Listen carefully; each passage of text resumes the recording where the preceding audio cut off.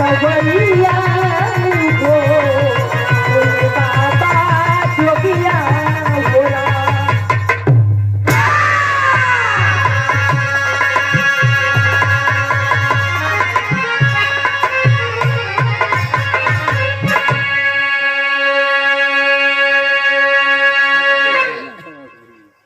आए बाबूजी आप लोगों के बीच में थोड़ा सा हमारा विराट चेंज रही और सो ऐसा कहानी आप लोग सुनबो पीला। आप लोगों के बीच में हमारे गाना का शीर्षक बता गई वतन की दिलावर। एक फौजी की जिंदगी क्या चीज होती है। लाखों जवान शहीद हुए तो हमारा देश आजाद हुआ। आए बाबूजी मैं उन जवानों को सत नमन करती हूँ। लेकिन 4 लाइन की भूमिका के अंदर कहा नाम कैसे मास्टर।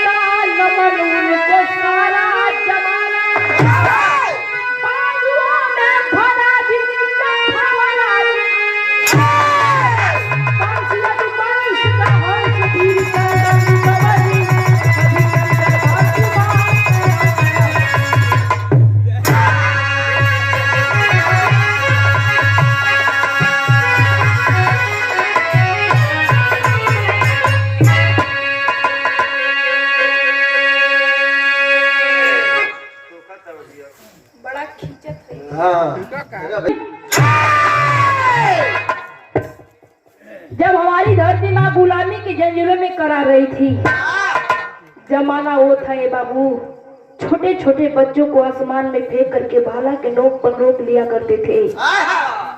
बहन बेटियों की इज्जत के साथ खिलवाड़ किया करते थे। अरे बाबूजी हमारा देश आजाद नहीं हुआ था, हमारा देश आफत में पड़ा हुआ था बाबूजी। लेकिन गयल के लाइन में कहा नाम कैसे मास्टर।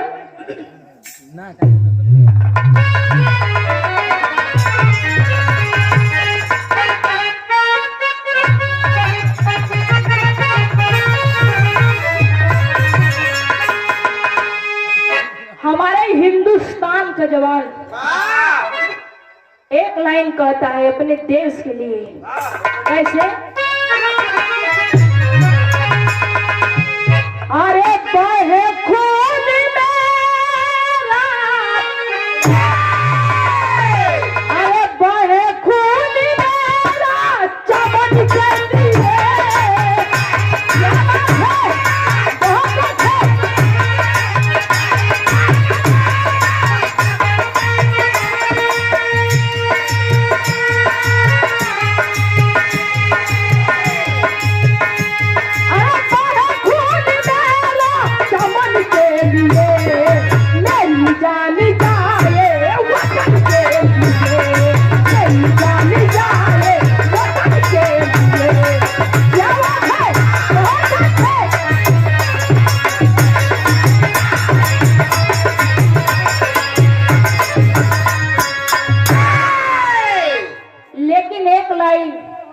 और हमारे देश के जवान कैसे कहता है।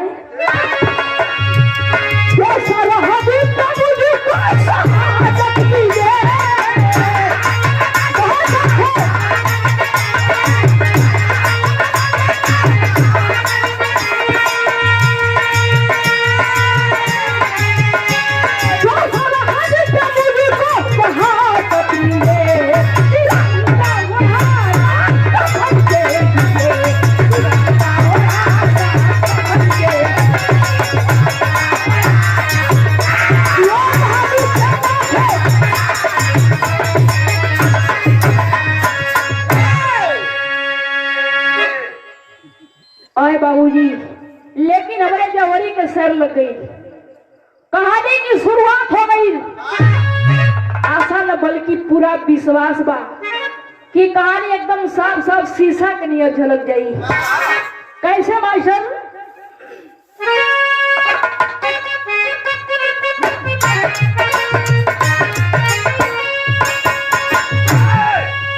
जिस जीवन में क्रांति की ज्वाला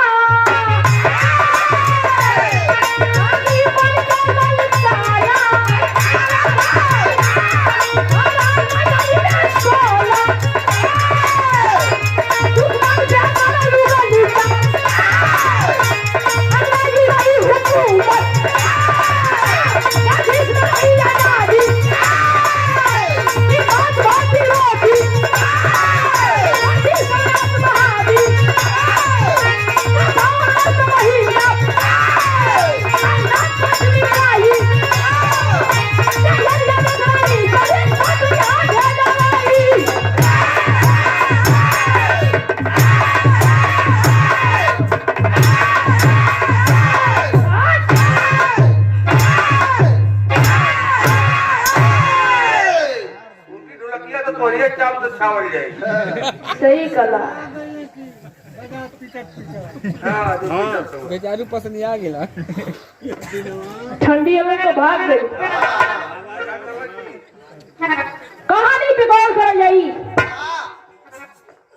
नाग पंचमी के दिन रहे बाबू। सावन का मस्त महीना रहल। वही समय लंदन की धरती कर रहने वाली रानी एलिजाबेथ एक पत्र भेजली। पत्र में भेजली यह लिखे कि जे हमारे पहलवान के पटक दे, जिस प्रांत का वो पहलवान होगा उस प्रांत को पहले आजाद कर दिया जाएगा। ए बाबू, ये बतिया जब उड़त उड़त उदयपुर में पहुंचल। उदयपुर का एक गरीब बुढ़िया मतारी के एक लौता लेकर रहल, जेकर नाम बताल गई चंदन पहलवान। मन में उनकी लालसा रहल, जुनून रहल कि हम पहलवान बनब और अपने देश के आजाद करवाई। ए बाबू, चंदन पहलवान रात दिन मेहनत का लगन करे। रात दिन मेहनत करत हुआ और एक दिन चंदन पहलवान बन गई। पूरा नामी पहलवान बन गई। जब वो पेपर के पढ़लन और अपने माई से कलन किए, माई हम जरूर लंदन की धरती पे जाई, लड़ाई करे वो दे। ए बाबू, जब इतना बतिया माई सुनली और अपने लाल से, अपने हीरा से कहली कि ए बेटवा, तू हमारे एक लाल हुआ, कोनो दूसर काम कैला हम मना ना करब, लेकिन तू पहलवानी मत करा। लेकिन चंदन पहलवान कहाँ मानत हुआ हो बाबू। रात दिन मेहनत करे लगलन और माई से कहलन कि अपने देश के हम जरूर आजाद करवाई। आए बाबू, लेकिन भाई का मास्टर बिरहा में गीत लग गई।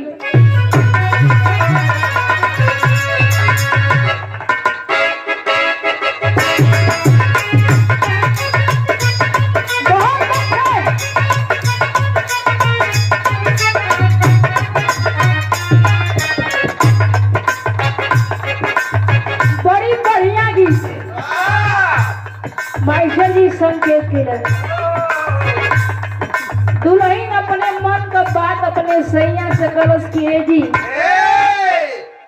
सबकर बलम घरे आ गए, सबकर पियवा घरे आ गए। तू कहिया आई बा? वो मेहरारू फोन पे कहत बा। कैसे कहे मास्टर?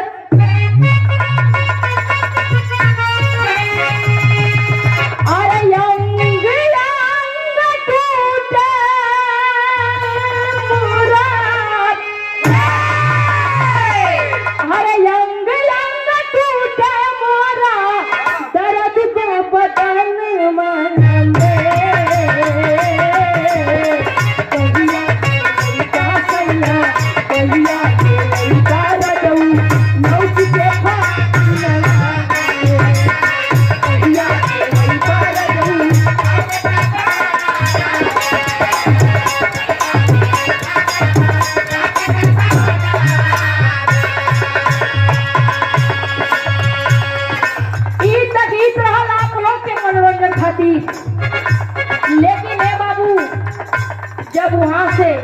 लंदन के धरती से पत्र आई बा। चंदन पहलवान अपने मनवा में सोचत हवन, कहत हवन का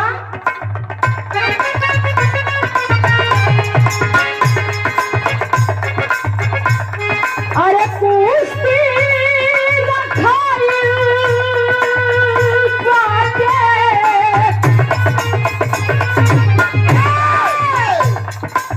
कुश्ती रखाइल बाटे लंदन दरमियान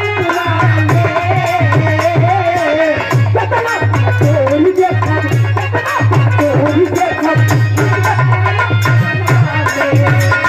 कितना चोरी देखत।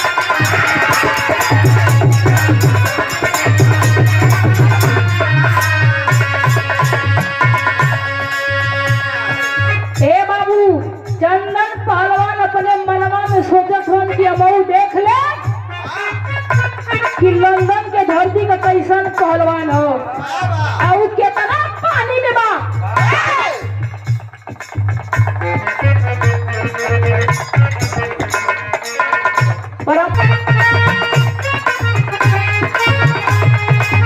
कुश्ती जमाई लागे लंदन में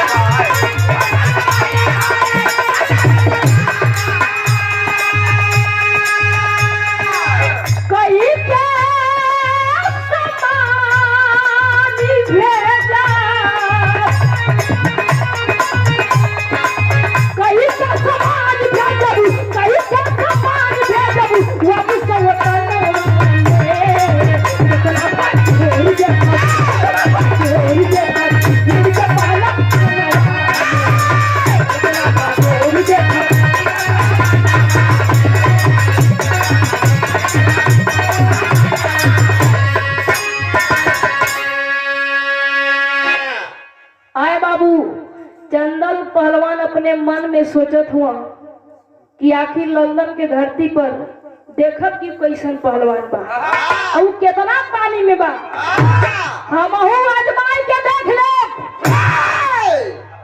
आए बाबूजी, जब इतना बतिया चंदन पहलवान रानी एलिजाबेथ का सुनन ताकि भैल का मास्टर बिरहा के अंदर गीत लगे कैसे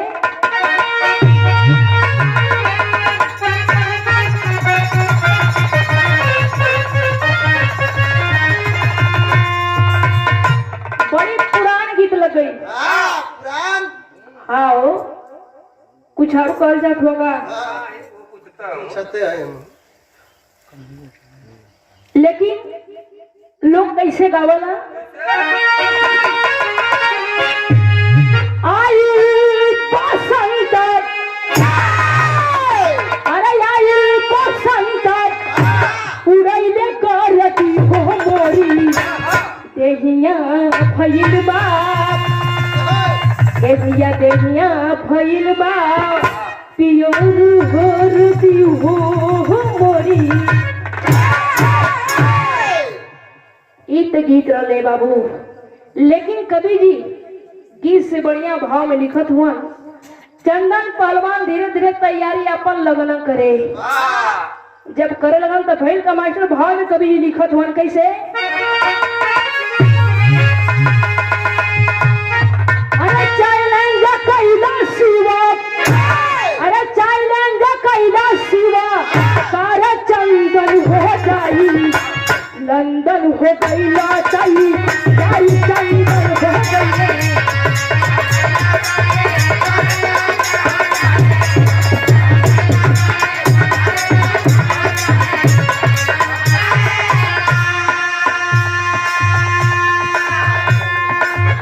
जब ए बाबू चंदन पहलवान धीरे धीरे जब अपन तैयारी बना लेला लंदन की धरती पे जाए बजे, तो उनके साथ में के जात बा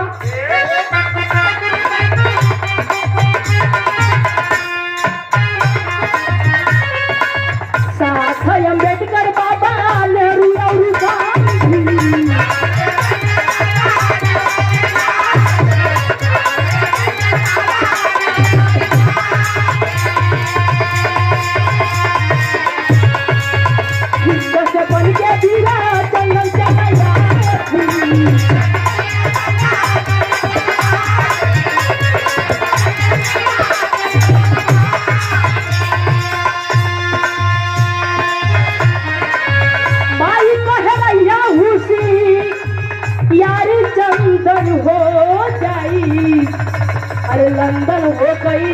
तैयारी चंदन हो जाई।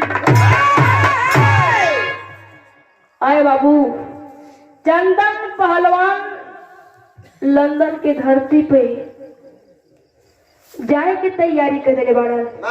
उनके साथ में बाबा भीमराव अंबेडकर जी, पंडित जवाहरलाल नेहरू जी और महात्मा गांधी जी, 4 जने हे बाबू पहुंचल हो लंदन के धरती पर। जब वहां पहुंचलन पूरा अखाड़ा सजा दिया गई बा। कुछ हिंदुस्तानी भी वहां मौजूद हुए।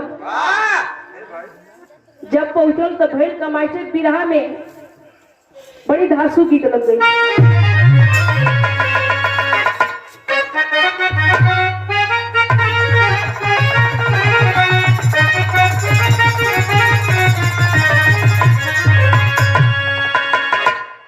कोनो दुल्हन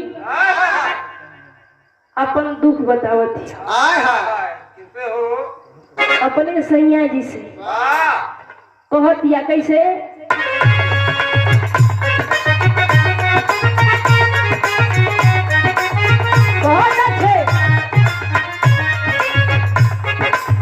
मन करे सिलावट चलो हंसे,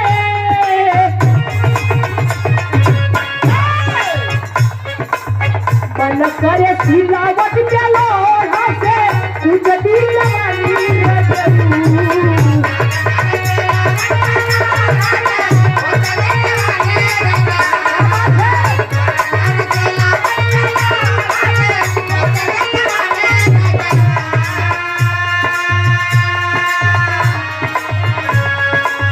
मन करे सिलावट चलो हंसे, कुछ दिल वाली रजऊ कौना सावत करके काटता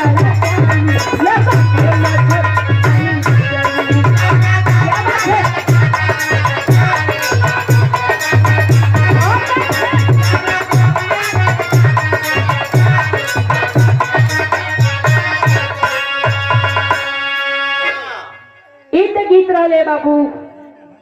लेकिन चंदन पहलवान जौने समय लंदन के धरती पे पहुंचल हुआ, अखाड़े में पहुंच गए।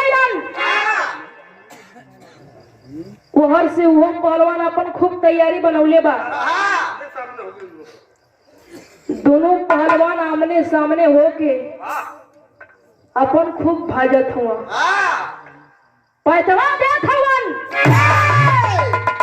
लेकिन भैल का मास्टर कभी भी भाव के अंदर लिखत हो कैसे,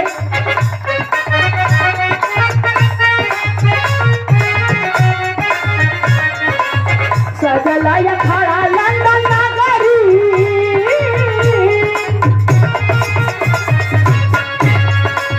सजला या खड़ा लंदन नगरी, बातिले मचाली बिचऊ।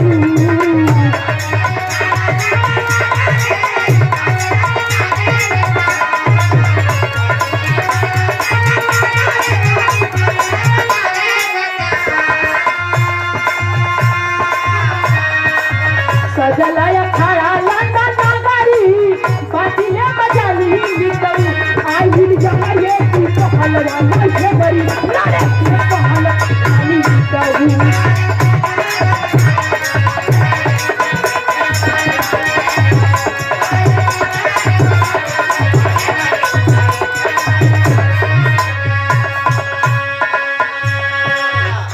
आए बाबूजी, अंग्रेजी पहलवान का नाम रहा हेनरी।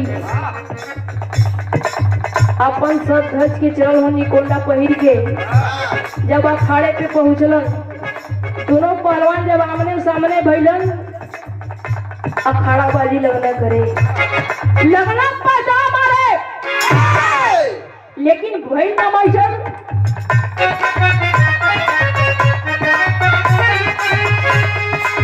चारी खाला खाउला से जाओ पर हेनरी के ईमान हो।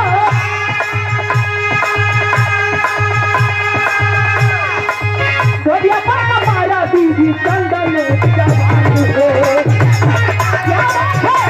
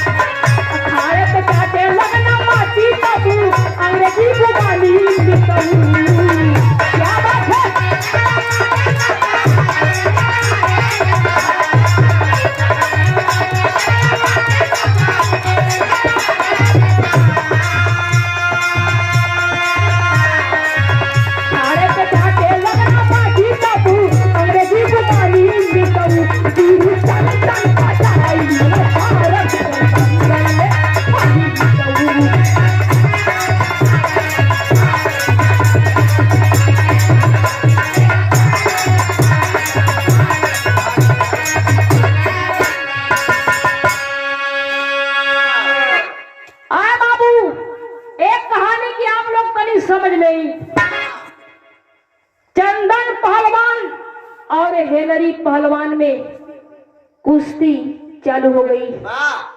हेनरी पहलवान जौने समय चरखा वाला दाव लगौलस हो बाबू, इनकर तो दाव विफल हो गई, फेल हो गई।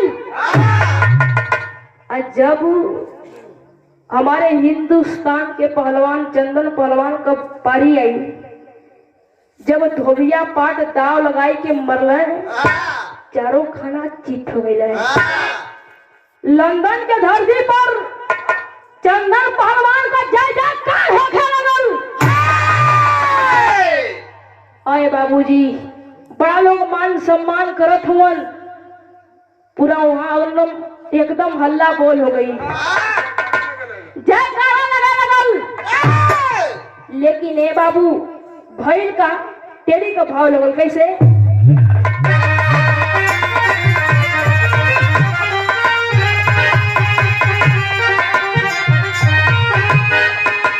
अरे अभिनंदन करी तू लंदन नगरी, अरे अभिनंदन करी तू लंदन नगरी, तो कुश्ती शेष होगी तेरी, सुन ले चंदन रे चंदन रे चंदन।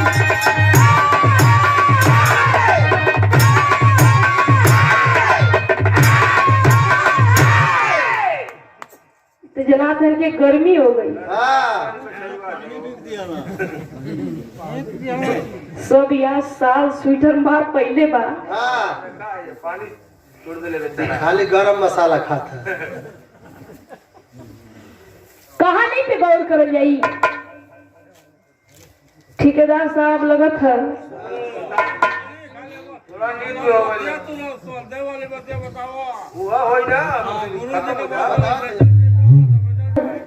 चंदन पहलवान के जय जयकार होखे लगल, कुश्ती जीत गईलन। लेकिन वहां पर मेल मांगल रानी हेनरी रानी एलिजाबेथ चंदन पहलवान के शाबाशी देत है कि तुम बहुत अच्छे पहलवान हो, हम तुम्हारा सम्मान करते हैं। लेकिन ए बाबू एक शर्त रानी एलिजाबेथ एक शर्त और रख ली, कहलिन कि अब तो हर कुश्ती शेर से हुई। ए बाबू जब इतना बतिया चंदन पहलवान सुनले हुआ, कहलन कि हमके यो मंजूर है। लेकिन भैल का मास्टर पापट में कभी भी भाव लिखत हो कैसे?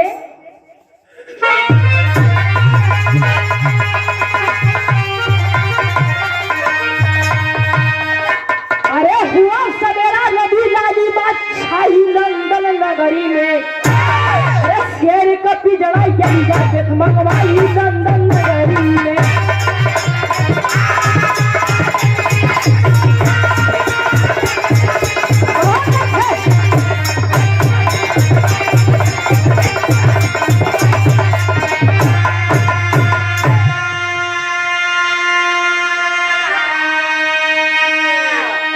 खुलल शेर का पिजड़ा तबू चलल शेरी दहाड़ी हो, चंदन का जबड़े में हाथ कब दिया खींच के फाड़ी हो, भी शाम से शीशम झुकाई लंदन नगरी में, करने को सम्मान भर बोलवाई लंदन नगरी में।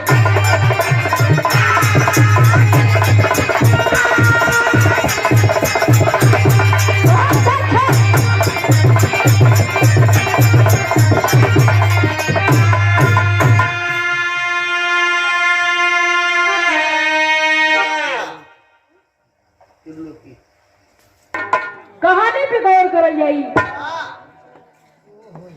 देखी रानी एलिजाबेथ एक शेर का पिजड़ा मंगोली, वही में शेर बा। जब पिजड़ा का मुंह खुलल, जब शेर दौड़ के चलल, चंदन पहलवान का काम कलन ए बाबू, ओकरे जबड़ा में हाथ डाल के पूरा फाड़ी देले। जब फाड़ दलन, चंदन पहलवान का जय जयकार होखे लगल, गड़गड़ाई जब ताली बजे लगल। चंदन पहलवान मन ही मन बड़ा खुश भइलन कि अब हमार देश आजाद हो जाई। ए बाबू जब इतना बतिया रानी एलिजाबेथ सुनली कि अरे बाप हमारे धरती पे आकर के एक हिंदुस्तानी पहलवान हमको बेइज्जत कर दिया, उनका सर नीचे हो गया।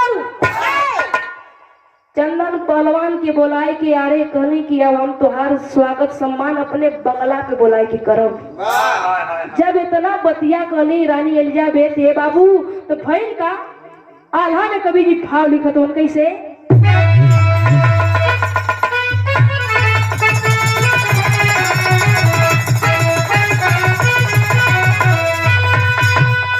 अरे लंका दहन कई जैसे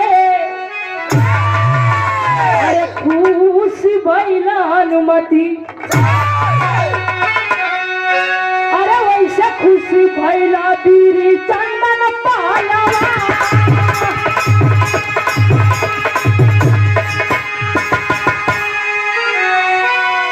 अरे एलिजाबेथ के बंगला पे पहुंचा जवानवा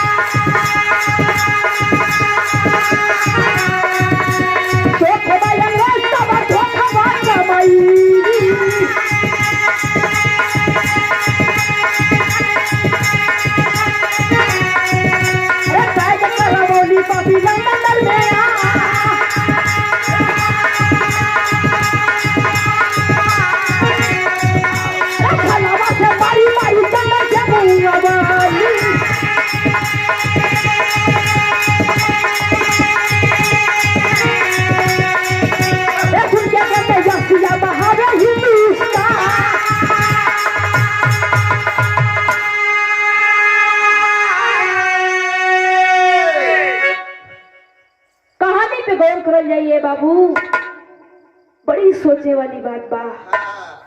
चंदन पहलवान के अपने बंगला पे रानी एलिजाबेथ बोलौले ये बाबू, बढ़िया से चाय पानी करौली, बढ़िया से स्वागत सम्मान कैली और उनके साथ में जे जे गल बाबा साहब अम्बेडकर जी, गांधी जी, पंडित जवाहरलाल नेहरू जी, रानी एलिजाबेथ आदेश करी कि तोलन बहरे बैठल रहा। चंदन पहलवान के बाबूजी अपने बंगला के अंदर त्रिभुवन राजभर आप चाचा जी की तरफ से 51 रुपये दे करके सम्मानित किलन। बहुत बहुत चंदन पहलवान के अंदर बंगला के अंदर बोलवा के बाबूजी रानी एलिजाबेथ अपने मन में सोचत थी यहाँ से यदि जीत के चल ये तो मन का बड़ा बेइज्जती हुई, लंदन का सम्मान चल जाई। उनके मन में ही आयल कि वही बंगला के अंदर है बाबू अपने आदमी से कह के चंदन पहलवान के मरवा देनी, चंदन पहलवान के मरवा देनी है बाबू। आखिरी सांस चलत बा, चंदन पहलवान रोवत हुवन। आखिरे बाबू रानी एलिजाबेथ कली कि तुम्हारा आखिरी इच्छा क्या है? चंदन पहलवान रोए के कहलन कि एक बार बाबा साहब से हमसे मुलाकात करवा दी। ए बाबू जब रानी एलिजाबेथ ने बाबा साहब के बोलौली तो चंदन पहलवान रो के वो बाबा साहब से को बात कर रहे का कलन मास्टर।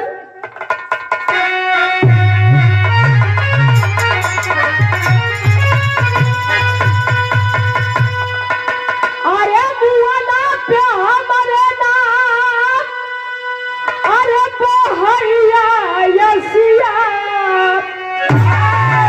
अरे बुआना पे हमारे नाम बोहरिया यसिया, लेके जाइया बाबा साहब हो वतन में लसिया।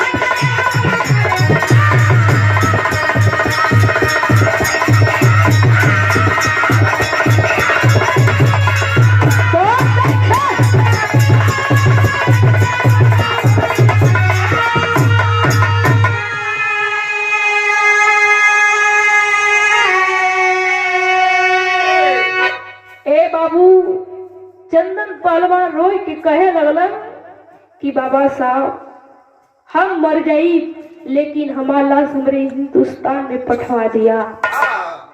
यही कह करके बाबू जवान अपना दम तोड़ देता है। लेकिन बाबा साहब कैलन का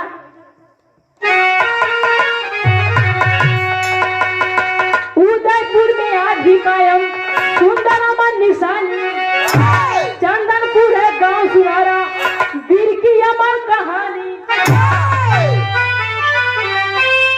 अरे भगवान भारत छोड़ अंग्रेजा सच्चा नसीला, भगवान भारत छोड़ अंग्रेजा सच्चा नसीला, लेके जइहा बाबा साहब होवे करने लसी।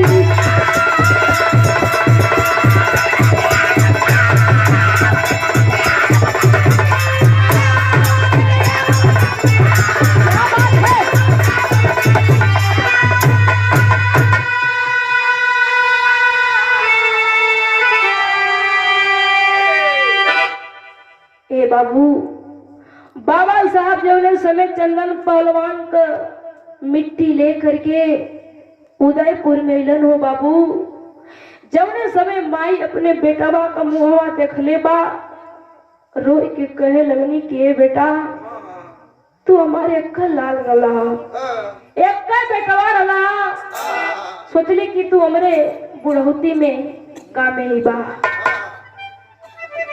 लेकिन ए बेटा अब हमके बुढ़ौती में एक लोटा पानी के दे। ए बाबू चंदन पहलवान का माई रोवत है, लेकिन वो गांव का पहले उदयपुर नाम रहल, आज वही गांव का चंदन के नाम से वो गांव का नाम पड़ल चंदनपुर। अरे बाबूजी